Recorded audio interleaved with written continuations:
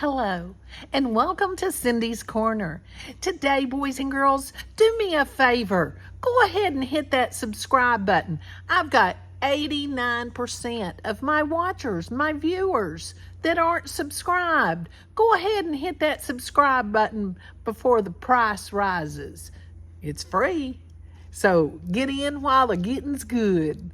All right, today we're going to do a review on Chester Raccoon and the Big Bad Bully. Nobody likes a bully, and we don't have time for that. We got to be nice to people. So be nice to me and go ahead and hit that subscribe button.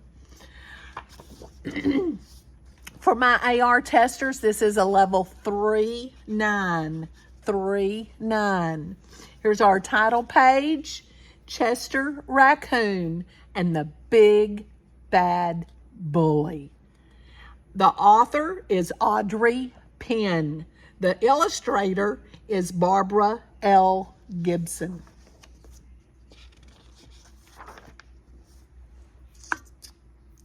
Chester Raccoon stood in front of his tree hollow looking gloomy. His younger brother Ronnie and his best friend Casey stood beside him. "We don't want to go to school," Chester told his mother. "We want to stay home with you.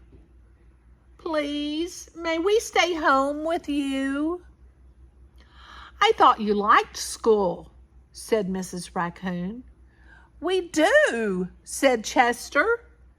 "Then why do you want to stay home with me?"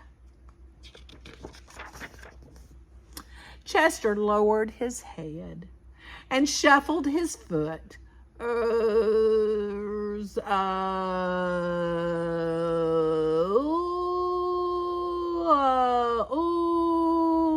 He explained in a quiet, muffled voice.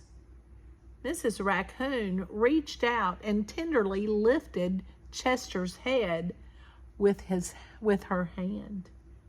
"What did you say?" Chester gazed into his mother's loving eyes and gulped. "There's a bully at school. And he's horrible," cried Ronnie. "He's big and mean, and he has giant claws on his hands and feet," wailed Casey. "And fangs," screeched Chester. "And fire comes out of his nose. And if you get in his way, he'll step on your face and squash you like a bug." "Like a bug," echoed Ronnie. "Oh my, he sounds very scary," said Miss Raccoon. "Bullies can be very difficult. I'll tell you what," she told the frightened cubs. "I'll walk you to school and back. Then we can decide what to do about this bully." When the raccoons reached the school tree, Chester tugged on his mother's arm. "That's him! That's the bully!" He pointed a trembling finger at a badger standing by the pond. "Isn't he awful? Isn't he the most scary-looking bully you've ever seen?" "Oh my, yes," whispered Mrs. Raccoon. "But I'm sure we can work things out." Before leaving, she gently fluffed Chester's mask and playfully tweaked Ronnie's nose. "Be brave," she told the cubs, and gave each of her sons a comforting kiss in their palms. After school, Chester, Ronnie, and Casey told Mrs. Raccoon how the badger bullied his classmates at recess. First, he snatched a ball away from the squirrel and popped it.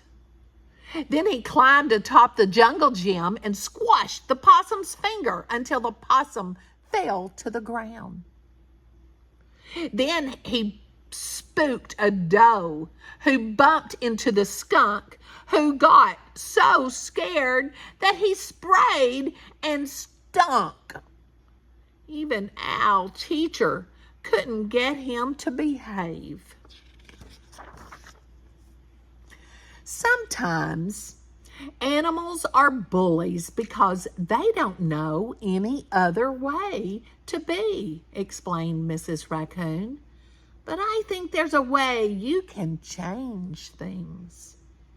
Go get your friends and bring them to our tree. I want to share a story. Boink, boink. A few minutes later, a crowd of eager young forest animals stood at the base of Chester's treehouse, and Mrs. Raccoon began her tale. Once, a long time ago, there was a secret forest sprinkled in yellow stones. The stones were round and polished, big and little, and smooth enough to hold. Every animal in the forest collected and treasured them. Even the frog. One day, an animal found a blue stone. It was very exciting since no animal had ever seen a blue stone. But the blue stone was rough and dull, without any polish or shine. And it had sharp, prickly points sticking out of it, making it very hard to hold. Careful not to hurt their paws, the animals carried the stone to the center of the forest and placed it atop a tree stump where everyone could see it. There it is. Perhaps the stone is blue because it popped out of the ground too soon, suggested a fox. So the animals waited and watched for many days and nights to see if the blue stone would turn yellow. But the stone remained blue, and its outer shell remained sharp and pointy. I believe the stone is blue because there is the color it is. That is the color it is meant to be, said a very wise snake. Therefore, we shall treasure the blue stone for the color it is. But if we want to hold the stone, and we do our yellows as we do our Yellowstones, we'll have to work together to smooth its outer shell.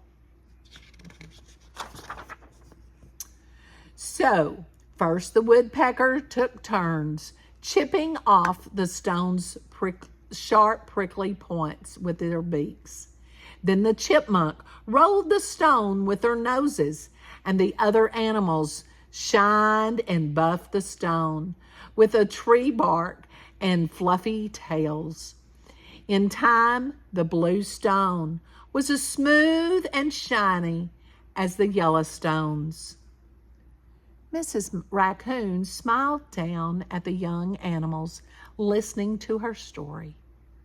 The badger at your school is just like the blue stone, she explained to Chester and his schoolmates. He is a badger, and that is the way he is meant to be. But if you work together, I think you can smooth out his bully ways. The next day at school, when the recess bell rang, all of the animals, little animals, went outside together. They all stood together.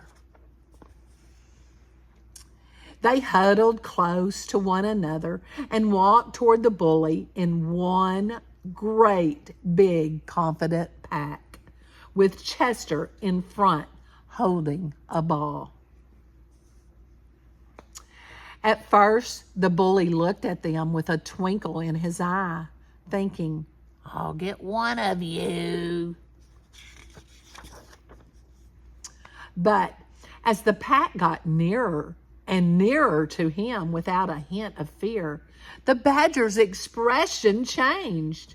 His eyes widened, his jaws dropped open, his knees grew weak and wobbly. Suddenly, it was the bully who was scared. He began to whimper and squeal, and he thought, "They're coming to get me back." But there was nowhere to run. He just stood there with his back up against a tree, and as his schoolmates drew closer and closer and closer.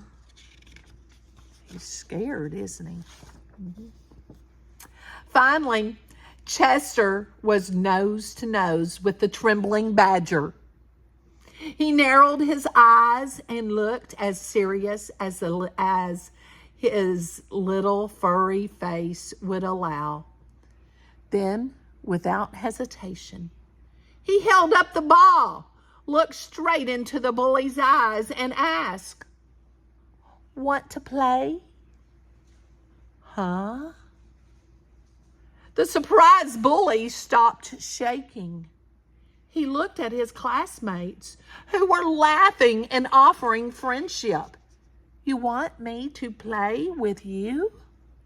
He squealed with delight. He gently took the ball out of Chester's hands. "Okay," he told them, "I'll play." So in one short moment, the badger softened and the bully became a friend. The badger didn't need to bully anyone ever again. Chester glanced toward the wooden path and saw his mother watching and smiling. She placed a kiss in his palm and showed it to her son. Chester did the same and then joined in on the fun. Perhaps you have a bully in your class or at your school. Tell me, have you invited them to play? Have they become nice? Give them a chance.